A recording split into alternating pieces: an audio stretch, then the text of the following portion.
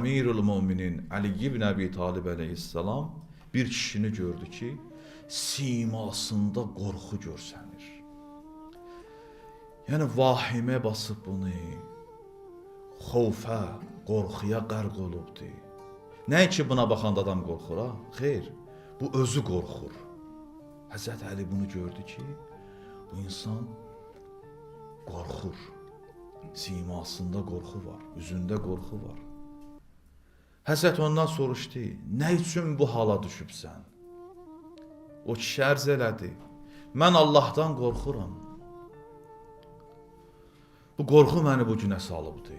Allah qorxusu mənim simamı bu cür göstərir. İmam ona belə buyurdu, ey Allah bəndəsi, günahlarından qorx. Allah bəndələrinə zülm etməkdən qorx. Allahın ədalətindən qorx. Ki Allah səninlə ədalətlə rəftar etsə işin çətin olar. Vəziyyətin çətin olar. Allah ədalətini icra etsə nə olar? Biz həmişə Allahdan istəyirik ki, Allah bizlərlə ədalətinlə yox, mərhəmətinlə rəftar elə. Həzrət buyurur ki, Allahın ədalətindən qorx.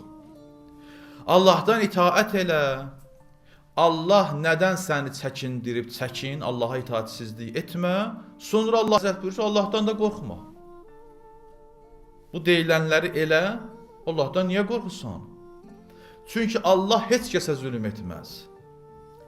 Heç kəsi günahsız, səbəbsiz cəzalandırmaz.